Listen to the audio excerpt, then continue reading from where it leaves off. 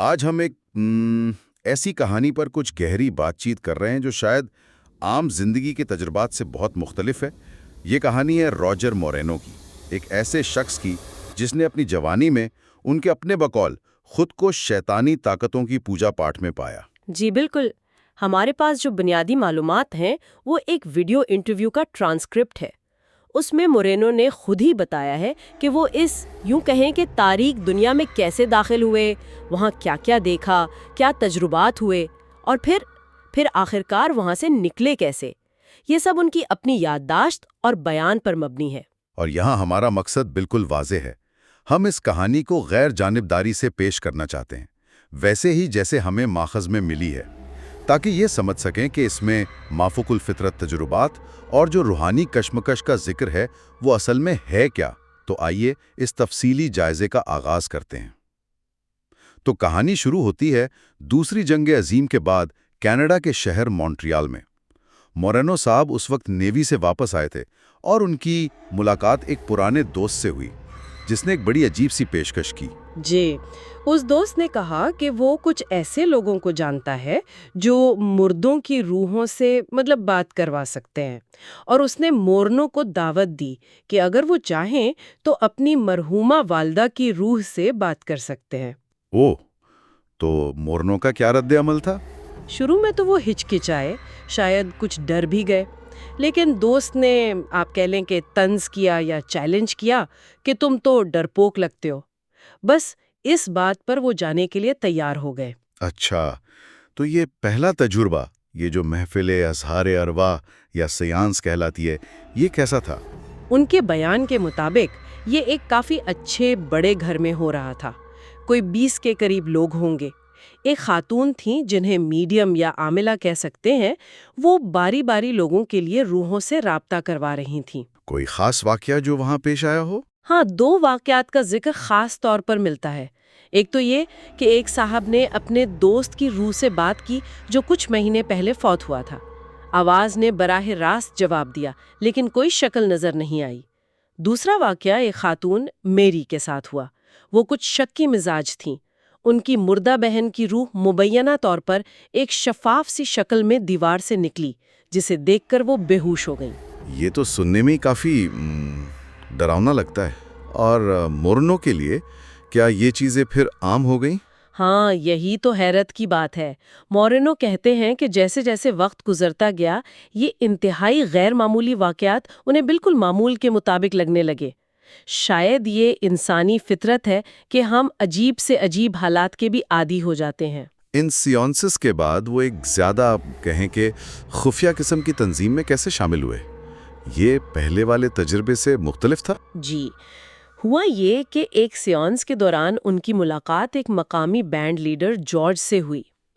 George نے ان سیانسز کو کہا کہ یہ تو بچوں کا کھیل ہے، اگر اصل طاقت چاہیے تو براہ راست طاقت کے منبع سے رابطہ کرنا پڑتا ہے، اور اس نے مورینو اور ان کے دوست رولوں کو کھانے پر بلا لیا۔ اچھا، تو اس کھانے پر کیا بات ہوئی؟ کیا راز کھلا؟ وہیں پر جارج نے بتایا کہ جن روحوں سے وہ لوگ سیانس میں مل رہے ہیں وہ مرے ہوئے لوگوں کی روحیں نہیں ہیں، بلکہ وہ تو گرے ہوئے فرشتے ہیں، یعنی شیطانی روحیں۔ اس نے بتایا کہ وہ ایک ایسی تنظیم کا حصہ ہے جو لوسیفر کی عبادت کرتی ہے، جسے وہ لوگ ماسٹر کہتے تھے۔ لوسیفر کی عبادت، یہ تو بہت سنگین بات ہو گئی۔ جی، ان کا عقیدہ یہ تھا کہ لوسیفر کو غلط سمجھا گیا ہے۔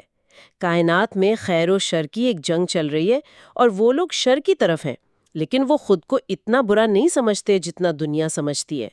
ان کا یہ بھی ماننا تھا کہ آخر میں مسیح زمین پر اپنا دعویٰ چھوڑ دے گا شیطان کے حق میں، اور پھر ان کا ماسٹر اپنے ماننے والوں کو دوبارہ زندہ کرے گا۔ یہ تو بالکل ہی الگ دنیا ہے۔ اور پھر انہیں تنظیم کی اپنی عبادت میں شرکت کی دعوت ملی؟ جی بالکل، جارج نے مورنو اور رولاں کو اپنی تنظیم کی ایک سروس میں آنے کو کہا۔ اچھا، یہ جو تنظیم تھی، ان کی عبادت کی جگہ کیسی تھی اور وہاں لوگ کیسے آتے تھے؟ ذہن میں تو یہی آتا ہے نا کہ عجیب سے لوگ ہوں گے۔ یہی بات تو مورنو کے لیے بھی حیران کن تھی۔ وہ جگہ کوئی اندھیری کوٹری نہیں تھی، بلکہ ایک شاندار قسم کی حویلی تھی، اور جو لوگ وہاں آتے تھے وہ بھی کوئی ان پڑھ وہمی لوگ نہیں تھے، بلکہ پڑھے لکھے اچھے لباس والے پروفیشنلز تھے ڈاکٹر، وکیل، کامیاب بزنس مین۔ یعنی بالکل عام تصور کے برعکس۔ بالکل، یہ ان دقیانوسی خیالات سے بہت مختلف تھا جو شاید ہمارے ذہنوں میں ہوتے ہیں۔ اور ان کی عبادت یا جسے وہ پریز سیشن کہتے تھے، اس میں کیا ہوتا تھا؟ اس سیشن میں لوگ کھڑے ہو کر اپنی کامیابیاں بتاتے تھے کہ کیسے ان روحوں یا طاقتوں کی وجہ سے انہیں فائدہ ہوا۔ جیسے ایک لکڑی کے تاجر نے بتایا کہ اس کا کاروبار کیسے چمکا۔ ایک عامل تھا جو بتاتا تھا کہ کیسے وہ امیر لوگوں کی مدد کرتا ہے۔ ایک ڈاکٹر کا تو دعویٰ تھا کہ وہ روحوں کی مدد سے ایسے مشکل آپریشن کر لیتا ہے جن میں نہ درد ہوتا ہے نہ خون نکلتا ہے۔ سانپوں کی پوجا کا بھی ذکر ہے۔ لیکن سب سے عجیب بات جو ماخوذ میں ہے وہ مسیحی حمدیں گانے والی ہے، وہ کیا معاملہ تھا؟ ہاں، یہ واقعی ایک متنازعہ بات ہے۔ مورانو کے مطابق وہ جانے پہچانے مسیحی گیتوں کی دھنیں استعمال کرتے تھے لیکن الفاظ بدل دیتے تھے، اور ان کا مقصد مبینہ طور پر مسیح اور اس کے ماننے والوں کا مذاق اڑانا تھا۔ اور عبادت گاہ کے اندر کا ماحول کیسا تھا؟ تفصیلات کیا تھی؟ روشنی مدھم تھی، دیواروں پر سونے کا کام تھا، چھوٹی چھوٹی قربان گاہیں تھیں اور دیواروں پر پینٹنگز اور تصاویر لگی تھیں ان روحوں کی جن کے بارے میں کہا جاتا تھا کہ وہ مادی شکل میں ظاہر ہو چکی ہیں۔ لوسیفر کی بھی ایک تصویر تھی جس میں اسے بہت ذہین اور طاقتور دکھایا گیا تھا۔ یہ سب دیکھ کر سن کر مورانو کے اپنے کیا احساسات تھے؟ وہ تو ایک مسیحی گھرانے سے تھے، ہے نا؟ جی، ان کے جذبات ملے جلے تھے۔ ایک طرف تو وہاں نظر آنے والی طاقت اور اثر و رسوخ سے بہت متاثر تھے، لیکن دوسری طرف اپنی مذہبی تربیت کی وجہ سے وہ سخت بے چین بھی تھے۔ انہیں اندر سے لگتا تھا کہ یہ غلط ہے اور اس کی قیمت دینی پڑے گی۔ ساتھ میں تنظیم چھوڑنے کا خوف بھی تھا۔ انہیں بتایا گیا تھا کہ جو چھوڑ کر جاتا ہے اس کا انجام اچھا نہیں ہوتا۔ ایک مثال بھی دی گئی کہ کیسے ایک پرانے ممبر کی آگ سے محفوظ بلڈنگ پراسرار طور پر جل گئی تھی۔ تو کیا ان روحوں نے مورنو کی ذاتی طور پہ بھی کوئی مدد کی جس سے ان کا یقین بڑا ہو؟ جی ہاں۔ تنظیم کے جو سربراہ تھے، ہائی پریسٹ، انہوں نے مورنو کو کہا کہ تم ان روحوں پر بھروسہ کرو، ان سے مانگو جو چاہتے ہو۔ مورنو کو گھوڑ دوڑ پہ شرط لگانے کا شوق تھا تو انہوں نے اس میں مدد مانگ لی۔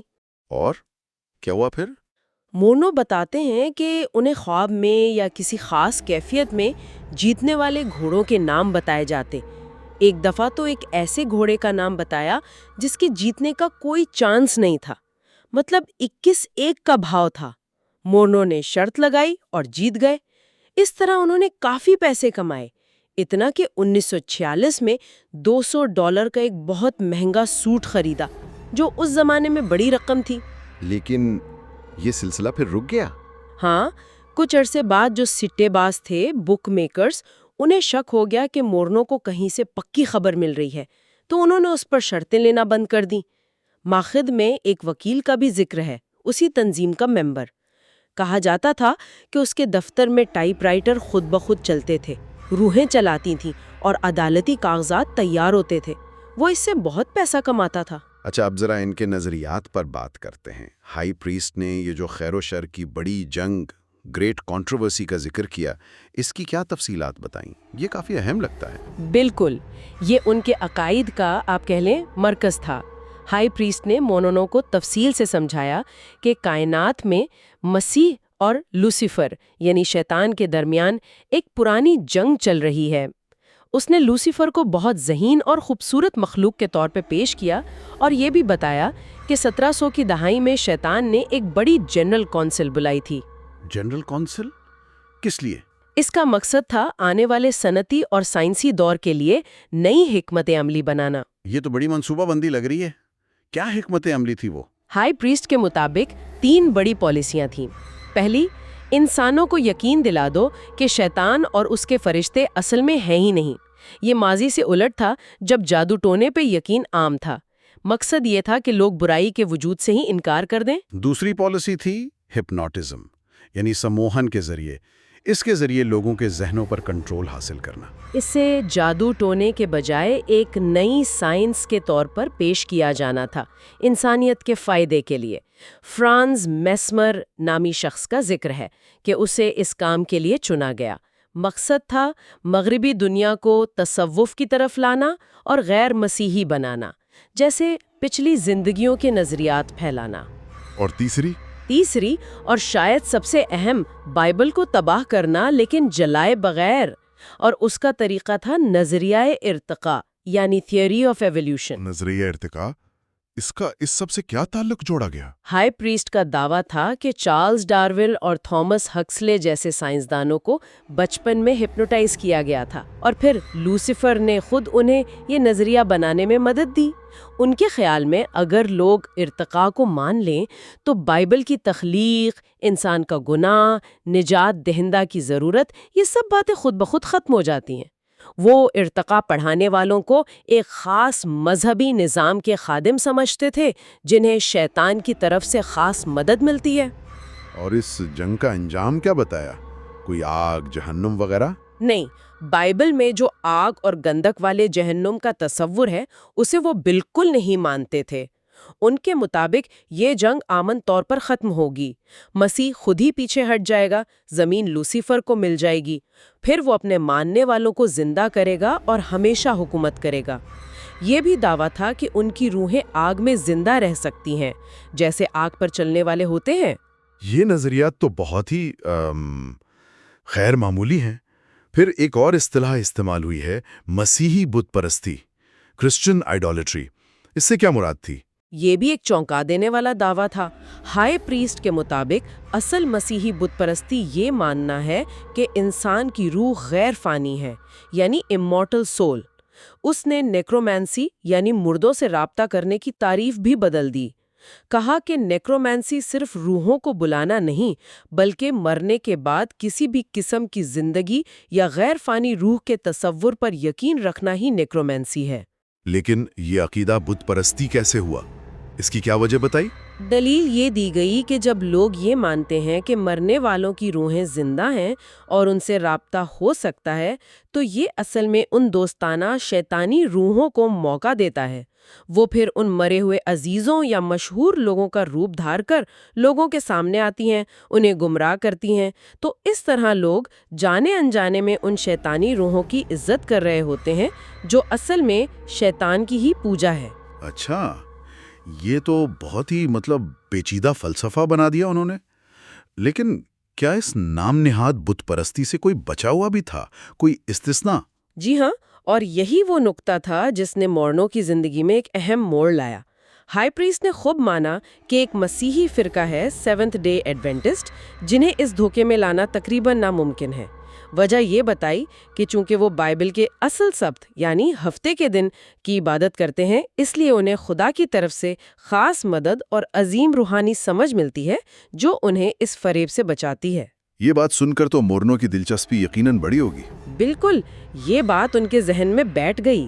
تو پھر آخر کار اس تنظیم سے نکلنے کی راہ کیسے ہموار ہوئی؟ یہ سب جاننے کے بعد تو مورنو یقیناً بہت کشمکش میں ہوں گے۔ جی بالکل، ماخذ بتاتا ہے کہ مورنو شدید ذہنی اذیت اور بے چینی سے گزر رہے تھے۔ ایک رات وہ بستر پر تھے اور بے اختیار ان کے منہ سے نکلا، اگر اوپر کوئی خدا ہے جسے میری ذرا بھی فکر ہے تو میری مدد کر۔ بہت سادہ سی دعا تھی۔ اور اس دعا کا کچھ اثر ہوا؟ حیران کن طور پر اگلے ہی ہفتے کام پر ان کے یہودی باس نے انہیں ایک نئے لڑکے سائرل سے ملوایا۔ کہا کہ اس کا خیال رکھنا، یہ نیا ہے۔ باس نے یہ بھی بتایا کہ سائرل بہت مذہبی ہے اور ہفتے کا دن یعنی سبت مانتا ہے۔ اسی دن مورنو کی مشین بار بار خراب ہو رہی تھی۔ وہ بہت غصے میں تھے، جبکہ سائرل جس کی مشین بھی خراب ہوئی وہ کافی پرسکون تھا۔ یہ تو بڑا واضح اشارہ لگتا ہے۔ پھر ان کی بات ہوئی؟ جی، بریک میں جب بات ہوئی تو سائرل نے بتایا کہ وہ سیونتھ ڈے ایڈوینٹسٹ ہے۔ مورونو کو فوراً ہائی پریسٹ کی بات یاد آئی کہ ایڈوینٹسٹوں کو دھوکہ نہیں دیا جا سکتا۔ انہوں نے اسی وقت وہیں پر شدید اصرار کیا کہ سائرل اسی رات انہیں بائبل سکھائیں۔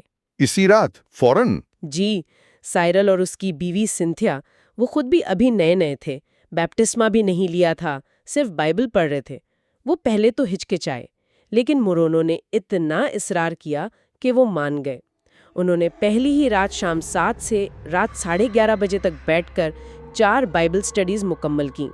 مورونو اس دوران لگاتار سگریٹ پیتے رہے، لیکن انہوں نے صبر کیا۔ اور یہ سلسلہ جاری رہا؟ ہاں، लगातार 7 दिन तक ये चलता रहा।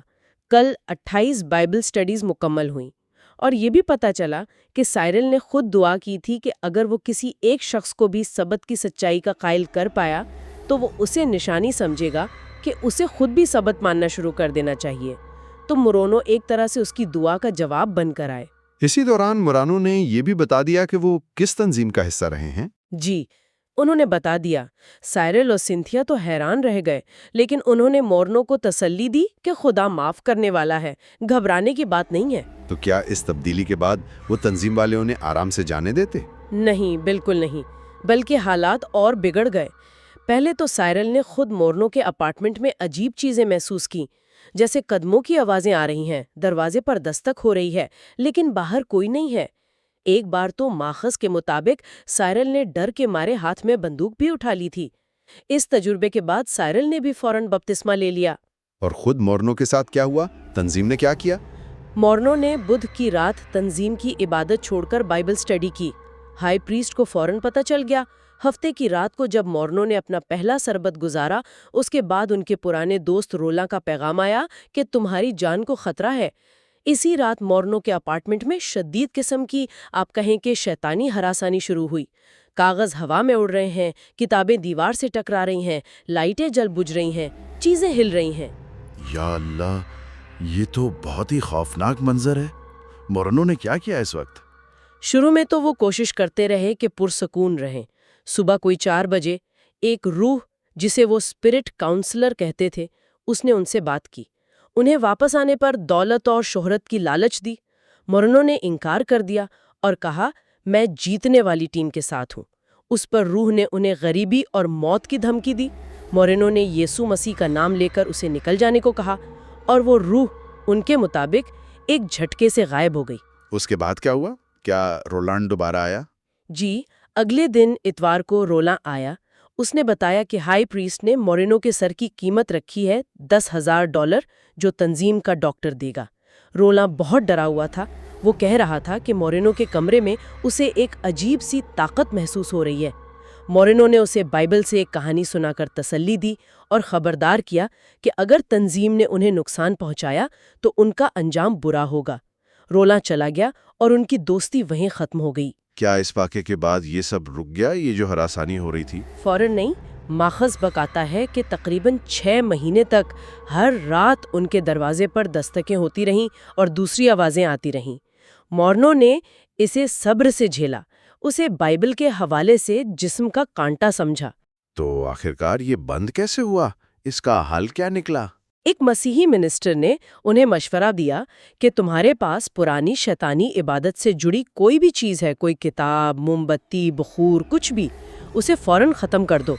मोरनो ने ऐसा ही किया और उसके बाद वो तमाम पुरस्कार वाक़यात मुकम्मल तौर पर बंद हो गए। ये तो बहुत दिलचस्प बात है। क्या ये उसूल उन्होंने बाद में दूसरों की मदद के लिए भी इस्तेमाल किया? जी हाँ, माखिज़ में एक और वाक़या भी है। एक खातून थी, उन्हें कुछ चीज़ें मिली थीं, बाइबल, स्कार्फ वगैरह, एक ऐसी जानने वाली से जो रूहों से राब्ता करने का दावा करती थी। जब से वो चीज़ें उनके पास आईं, वो परेशान रहने लगीं। जब उन्होंने वो चीज़ें घर से निकाल दी तो उनकी परेशानी ख़त्म आ गई। माखिज़ का नुक्ता ये है कि ऐसी आलूदा चीज़ें उन कुव्वतों को किसी की ज़िंदगी में मुदाखलत का एक, आप कह लें, हक या रास्ता दे सकती हैं। आखिर में मोरनो ने उन ग्रोहों पर भी तनकीद की जो बराह रास्त शैतानों से बात करके उन्हें निकालने की कोशिश करते हैं, जिन्हें डिलीवरेंस मिनिस्ट्रीज कहा जाता है। बिल्कुल। उन्होंने मत्ती की इंजील का हवाला देकर कहा कि ये तरीके ठीक नहीं है, ये लोगों का ईमान खराब करते हैं। उनके मुताबिक इससे ये लगता है कि एक अच्छा भला मसीही भी ला इल्मी में शैतानी कब्जे में आ सकता है। इससे खौफ और मायूसी फैलती है। उन्होंने जोर दिया कि असल हल दुआ में है, रूहुल कुदस की ताकत में है और यीशु मसीह पर ईमान में है, न कि इन रूहों से बराह रास्त लड़ने या बात करने में। तो ये थी रॉजर मोरो की एक इंतहाई गैर मामूली और ड्रामाई कहानी। शैतानी क़ुव्वतों की दुनिया में उनका दाखला, वहाँ के अक़ायद, तजुर्बात, फिर एक ड्रामाई अंदाज में निजात और उसके बाद भी जारी रहने वाली रूहानी हकीकतें, जैसा कि उनके अपने बयान करदा माखुज़ में हमें मिलती हैं। जी, ये दास्तां जो मुकम्मल तौर पर मोरनो की अपनी गवाही और याददाश्त पर मबनी है, हमें मजबूर करती है कि हम ان داموں پر غور کریں جو غیبی قوتوں، خیر و شر کی جنگ اور ان کے انسانی زندگی پر کیا اثرات ہو سکتے ہیں ان کے بارے میں کیے جاتے ہیں۔ یہ یقیناً ایک بہت ہی منفرد نقطہ نظر ہے۔ اس پوری گفتگو کا مقصد صرف یہی تھا کہ جو معلومات ماخوذ میں دی گئی ہیں انہیں آپ تک پہنچا دیا جائے۔ اب اس پر مزید سوچنا، تحقیق کرنا، اس کے مختلف پہلوؤں پر غور کرنا اور اپنے نتائج نکالنا، یہ ہر سننے والے کا اپنا کام ہے۔ بالکل، اور ایک بات جو اس پوری کہانی میں بار بار آتی ہے وہ یہ کہ غیر فانی روح کا تصور ان کے مطابق خود ایک بڑا فریب ہے جو ان قوتوں کو کام کرنے کا موقع دیتا ہے۔ یہ بات ہمیں سوچنے پر مجبور کرتی ہے کہ ہمارے معاشرے میں موت کے بارے میں، اپنے پیاروں کو یاد کرنے کے بارے میں جو عام تصورات ہیں وہ اس نظریے کی روشنی میں کیسے نظر آتے ہیں۔ یہ ایک سوال ہے جس پر شاید غور کیا جا سکتا ہے۔